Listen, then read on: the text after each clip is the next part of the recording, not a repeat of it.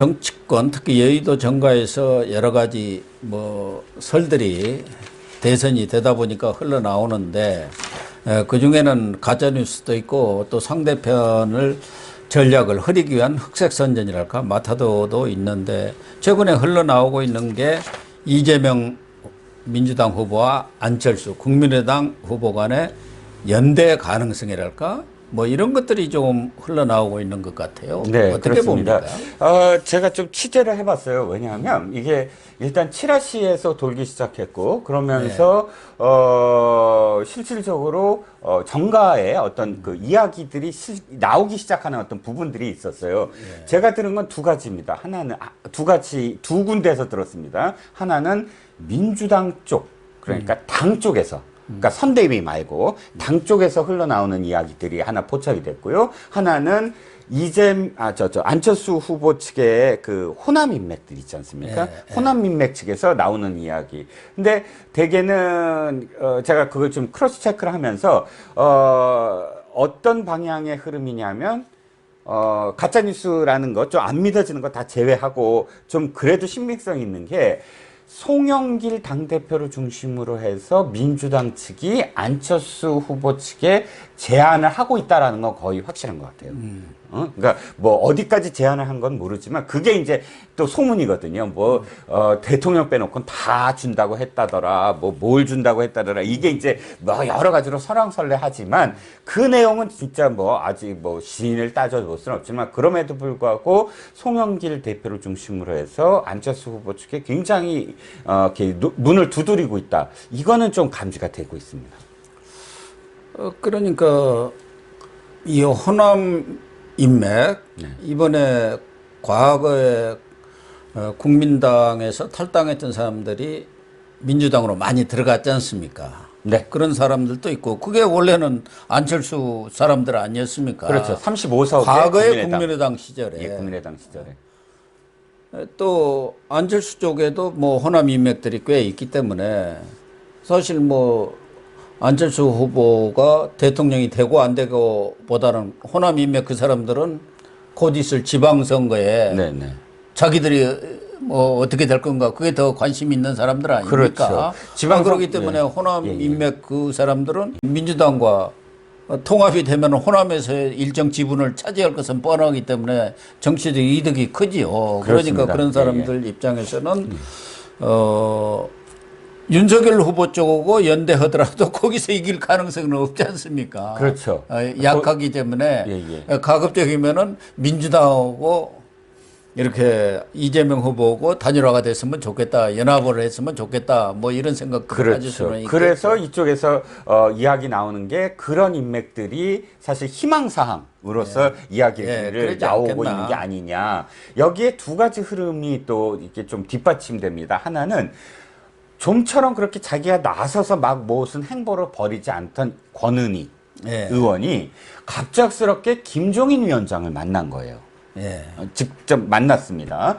그러니까 이것도 정가의 어떤 그런 이 참새들에게는 이렇게 지적이게 만드는 요인이 하나 된 거예요. 권은희 의원이 굉장히 그러니까 이태규나 권은희나 이번 선거에 선대위 맨날 출근하고 이러지 않았대요. 선대위에 나서지도 않고 그저 강 건너 불균형 거의 그 수준이었는데 왜 갑작스럽게 김종인 위원장을 자기가 찾아가서 굳이 만났을까? 그리고 두 번째는 그 다음날 바로 새로 선대위원장으로 영입한 최진석 철학 교수가 김종인 위원장을 만난 겁니다. 그럼 연 이틀간 이 안철수 선대위에 관련된 사람들이 김종인 위원장을 왜 이틀간 만났을까? 여기에 또다시 한 가지가 더 회자가 되는 게 최진석 교수의 출신이에요. 그 호남 출신이시더라고요. 예, 호남이죠. 최진석 교수. 그래서 한평으로 들었습니다. 그래서 전체적으로는 이게 국민의당 특히 안철수 캠프 선대위의 호남 인맥들이 뭔가 지금 물밑으로 굉장히 발빠르게 지금 뭔가 움직이고 있는 게 아니냐. 이쪽 어떤 흐름은 그렇게 지금 읽히고 있는 것이죠. 한 가지만 더 말씀드리면 최진석 교수가 제가 취재한 바에 의하면 후원회장을 얘기했대요. 예. 아니, 그러니까 안철수 예. 저 후보는 최진석 교수한테 후원회장 맡아주시면 감사하겠습니다. 뭐 이랬는데 최진석 교수가 갑자기 나 선대위원장 시켜줘요. 이랬다는 거예요. 그러니까 어유 고맙습니다. 그럼 선대위원장 하시죠 했는데 이게 차이가 있잖아요. 후원회장은 뒤에서 조용히 그냥 있는 거고 선대위원장은 지금 보이듯이 자기가 막 나서야 되는 건데 예. 최 교수가 이렇게 막 직접적으로 이렇게 선대위원장까지 스스로 하겠다고 하면서 나서는 이유가 뭘까? 거기에 또 관심이 집중되는. 문제는 안철수 후보의 마음 아니겠습니까? 그런데 그렇죠. 지금 안철수 후보가 무슨 명분으로 문재인 정권과 그 연장선상에 있는 이재명 후보와 연대를 한다는 말입니까? 자기가 맨날 그러면은 이재명이가 연대해갖고 집권하면은 안철수 후보가 차차기를 노려본다 그런 생각인가요? 안철수 후보가 이재명을 믿고 할 수가 있겠습니까? 좋은 게 아니라 뭘 준다고 하더라도 돌아서서 안 줘버리면 그만인 거예요. 그게 무슨 법으로 그걸 또 더군다나 뒤에 야합을 했다 한다면 안철수가 살아남을까요?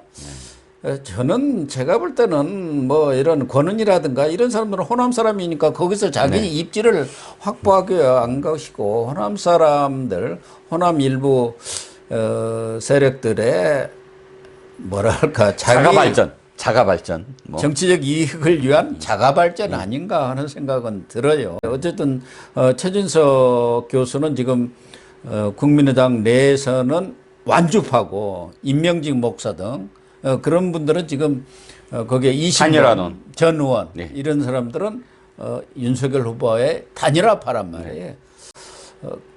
결국은 안철수 후보의 결단에 달린 문제가 아닌가 그렇게 보여집니다.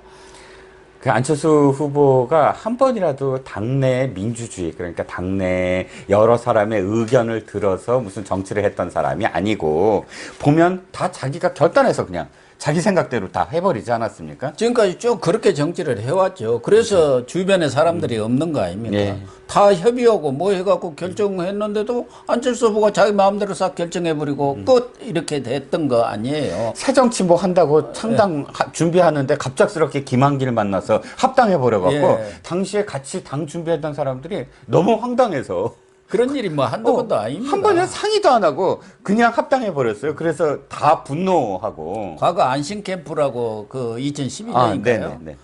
그때도 대선 후보 뭐 한다고 했는데 그때 참여했던 사람들이 다 떠난 게 그거 아닙니까? 안철수는 도대체 믿을 수가 없다. 자기 혼자 어디 가서 결정해 버리니까 다른 사람하고 상의를 하는 것이 아니기 때문에 그때 있었던 사람들이 지금 단 한 명도 없지 않습니까? 그때 핵심으로 참여했던 사람들이. 그렇죠. 이태규나 이 권은희는 공천 때문에 비례대표 주니까 붙어 있는 것이지 다른 사람이 누가 있습니까? 그 측근이라는 김철근도 마찬가지고 김근식 교수도 마찬가지. 다 이쪽에 와 있지 않습니까? 그렇기 때문에 과연 안철수와 이재명 간의 연대가 가능할지. 물론 송영길은 지금 안철수, 심상정, 김동연까지를 다 묶어가지고 연합정부로 하겠다. 그렇게 송영길의 구상이고 그런 의중을 여러 차례 비쳤지 않습니까? 그런데 송영길이가 무슨 말빨이 있는 사람입니까? 자기 한 몸 지금 가누기도 어려운 사람인데 물론 뭐 송영길의 얘기가 이재명의 뜻을 받아서 얘기한다고 본인은 얘기할지 모르지만 송영길의 말을 믿고 거기에 움직일 사람이 과연 있겠느냐. 그런데 김동연 전 부총리는 이분은 뭐 자기는 뭐 독자 노선을 간다고 하니까 뭐 이야기할 바는 없습니다만은 이재명과 느닷없이 이렇게 양자톤으로 하고 나선 배경은 뭐예요? 저는 일단 명분 쌓기 같아요. 생각해보면 교수님도 아시다시피 이게 12일까지 결정을 해갖고 후보자 등록을 이제 하기 시작하면 100억 원이 넘는 뭐 많이 들면 한 500억 가까이 든다면서요. 그러니까 선거 한도가 519억 원인가 아마 뭐 그렇게 정해졌을 겁니다. 선관위에서 결정을. 그러면 500억이 넘는 돈을 쏟아야 어쨌든 이 본격적인 선거운동 기간 동안에 뭐 유세차도 동원하고 뭐 TV 광고도 하고 그러지 않겠습니까? 근데 김동연 새로운 물결 그 당 후보가 그 돈을 준비할 수 있을까? 돈 자체도 그리고 또 보전도 안 되고 2%도 안 되는 뭐 나중에 완주를 한다고 해도 그렇다면 당연히 후보 사퇴를 해야 될 텐데 후보 사퇴를 저 예측입니다. 뭐 후보 사퇴를 뭐 그렇게 확언하는 건 아니고요. 근데 그러려면 차라리 연대를 하거나 연합을 해서 자기 지분을 가는 게 좋지 않겠습니까? 네. 그러면 그러기 전에 일단 이재명 후보에 도움을 주는 거죠. 저는 뭐 정확하게 양당 후보, 그러니까 지금 양쪽 그 후보 토론에서 도움을 받는 건 이재명 후보 아니겠습니까? 왜냐면 이재명 후보가 무슨 얘기나 할 수 있게끔 만들어주면, 장을 만들어주는 거니까요. 그러니까 김동연 전 부총리는 결과적으로 보면 저쪽에서 민주당 쪽이라든가 여권 쪽에서 김동연한테 많은 공을 들였던 것 아닙니까? 물밑에서. 네. 김동연은 지금 이재명 도와주기 위해서 양자 토론을 하는 거예요. 그리고 결과적으로 거기에 흡수돼 갈 수밖에 없는 그렇죠. 그렇게 판단하는 게 합리적인 것 아닙니까? 예, 이재명 후보로서는 너무 좋죠. 지금 자기가 공식적인 어떤 TV 방송에서 그렇다고 해서 김동연 후보가 자기를 뭐 1시간 반 내내, 2시간 내내 공격하리라고는 생각 못 할 테니까 자기 하고 싶은 얘기를 다 그냥 할 수 있는 대장동 그러니까 그 장을 벌어주는 거예요. 할 수 있으니까. 그게 이제 CBS가 앞장서고 있는 거 아닙니까? 그렇죠. 그러니까 김동연 후보가 어쨌든 그런 도움을 주면 나중에 어쨌든 그 뭐 연대나 연합을 했을 때 또는 뭐 단일화까지 해줄까 어찌됐든 뭐 자기 지분을 확실하게 요구할 수 있지 않을까 하는 계산이 아닐까 싶은 거고요. 더군다나 정치는 하루 앞을 알 수 없는 게 우리 정치고 또 살아있는 생물이라는 게 우리 정치의 격언입니다만은 뭐 안철수 심상정도 그렇게 뒤통수를 맞았지만 당선 가능성이라는 게 뭐 거의 없다는 게 누가 보더라도 명백하기 때문에 경우에 따라서는 또 정의당이 실리라도 치우자 그래서 이 지방선거에 일정 지분을 할애받고 확실히 할애받는 조건으로 또 단일화를 이재명과 또 할 수도 있는 것이고 네. 또 안철수도 또 모르죠. 이 사람 또 어떤 결정을 할지 그건 알 수가 없는데 그러게요. 문제는 김종인까지도 어떻게 보면 윤석열 후보한테 뭐 아름다운 결별은 되지 못한 거 아닙니까? 네. 예. 그렇기 때문에 저쪽에서 지금 잇따라 비서실장을 지냈던 박영진 의원을 보내가지고 이렇게 가교 역할을 하면서 끌어가려고 뭐 직접적으로 캠프회라든가 선대에 참여를 않더라도 그쪽에 뭐 유리한 말을 해준다든가 조언을 할 수 있도록 그런 분위기를 조성하려고 지금 노력하고 있는 것이고 김종인도 요새는 정치하던 사람들 그렇게 정치에 매일 스포트라이트 받은 사람들은 하루도 언론에 자기 이름이 안 나오면 못 견뎌요. 또 어디서 좀 뭐라고 오고 뭐 그런 거 안 하면 견디지를 못하니까 뭐 이재명이 만나자면 못 만날 이유 없지 이런 얘기하고 이재명도 자주 소통한다는 거 아닙니까? 아니 지금 전쟁이 벌어졌는데 적장하고 소통하는 사람이 그게 어떤 사람입니까? 접자하고 그런 거 아닙니까? 아니 뭐 삼국지에 네. 뭐 봉추 뭐 공명도 아니고 그 사람들은 사실 뭐 진영 상관없이 어느 나라 뭐 제후든 자기를 알아봐 주면 이렇게 갔던 그러니까 사람들이 있긴 하지만 뭐 봉사하고 헌신해가지고 거기서 자리를 얻고 그랬지 않습니까? 그러나 우리가 춘추전국 시대나 삼국지 뭐 그런 상황도 아니고요. 지금까지 김종인 위원장이 했던 이야기들을 반추해 보면 뭐 역사는 바뀌어야 된다, 정권은 교체돼야 된다 그런 말씀들을 얼마나 오랫동안 해왔습니까? 뭐 국민의 심판을 받아야 된다 이런 표현도 했고요. 그런데 갑작스럽게 뭐 문재인, 이재명 뭐 이런 후보나 혹은 대통령을 칭찬하면서 윤석열 후보를 비판한다. 제가 보기에는 참 씁쓸하고요. 말씀하셨듯이. 근데 송영길이나 혹은 민주당의 어떤 입장은 그렇게 우리 편을 완전히 끌어들이지 않아도 다시 돌아가는 것만큼은 막을 수 있지 않느냐. 그러면 성공이다. 뭐 이런 생각도 있는 게 아니냐. 근데 김종인이가 지금 윤석열 쪽으로 돌아온들 무슨 도움이 됩니까? 그러게요. 오히려 지금 아무 관계가 없으니까 오히려 윤석열 후보 쪽은 더 잘 돌아가고 있지 않습니까? 그러게요. 확실한 주도권을 쥐고 윤석열이 원톱이 돼서 가니까 제대로 되는 거예요. 그렇지 않고 자꾸 와서 훈수 두고 상황 노릇하고 그렇게 하게 되면은 그래서 분란을 일으켰던 거 아닙니까? 네. 그냥 가만히 있으면 되는 거예요. 어디도 안 가고 그냥 완전히 집으로 가셔가지고 조용히 있으면은 되는데 그렇지 않을 것 같은 느낌이 들어서 그러다가 이재명 쪽으로 혹시 가지 않나 하는 게 이제 정치권의 관측들이 이렇게 흘러나오고 있는 거 아니겠습니까? 민주당도 근데 사실 정말 정치는 생물이다라는 게 상도의가 없다라는 게 지난번에 왜 선대위원장으로 모셨잖아요. 김종인을 그 총선 때. 비대위원장은 멋있죠. 예, 그래 놓고서는 총선 결과는 다 문재인 당대표의 덕이다 해놓고 김종인 위원장을 얼마나 비판을 했습니까? 김종인 위원장은 비대위원장하고 이제 당 대표를 또 좀 하겠다고 생각했는데 완전히 끝나자마자 토사구팽 시켜버린 거 아닙니까? 네. 그런 걸 잘 아는 분인데 지금 더군다나 문재인하고 이재명하고는 다르다고 얘기를 그쪽에서는 하는 것 같은데 이재명하고는 뭐 상당히 그 전부터 교분이 있었고 친하게 지냈다 하는데 이재명의 하는 것을 김종인 위원장이 평생 정치를 한 사람이 저 사람이 무슨 신뢰성을 가지고 있는지 정도를 판단 못 하겠습니까? 그렇죠.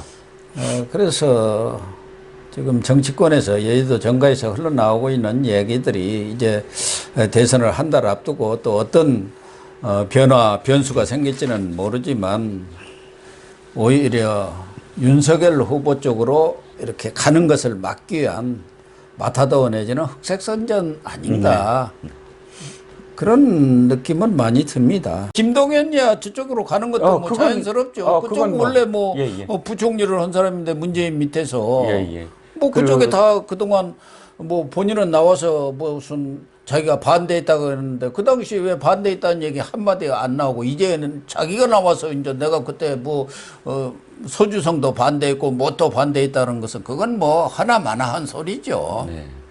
저는 아까 교수님께서 말씀하셨지 김동연은 지금의 행보들이 사실 문재인 반 이재명으로 가지 않더라고요.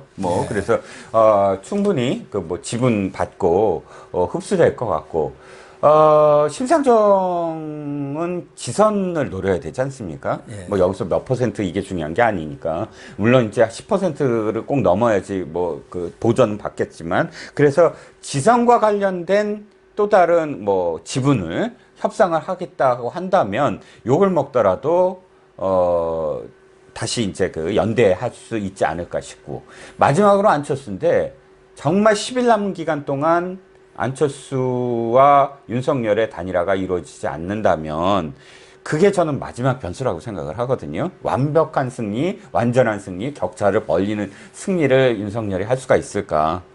그게 좀 걱정이 되는 거죠. 만약 안철수가 단일화를 안 하고 뭐 저쪽으로 갈 가능성은 저는 적다고 보지만 완주를 해서 만약에 윤석열이 패배를 하는 그런 결과가 비지만 그 모든 책임은 안철수가 질 수밖에 없는 것이고 안철수는 아마 정치는 더 이상 하기는 어렵지 않겠나 그렇게 판단이 됩니다. 더군다나 심상정 같은 경우 지방선거에 지분을 준다고 하더라도 그 지분 챙겨가지고 지방선거에 정의당이 당선이 어느 지역에서 되겠습니까? 네. 아무런 의미가 없는 것이죠. 네. 옛날에 서울시장 선거가 떠오르네요. 한명숙하고 오세훈이 붙었을 때 그때 오세훈이 이긴 것을 두고 노회찬이 왜 제3 후보로 나섰다가 그게 표가 갈렸다 해서 노회찬 의원이 한동안 정치에서 못 나왔었어요. 나와서 또 패배를 하고 서울에도 그때처럼 아마도 역사의 어떤 또 지탄을 받는 그런 행위가 될 가능성이 크죠. 그렇습니다.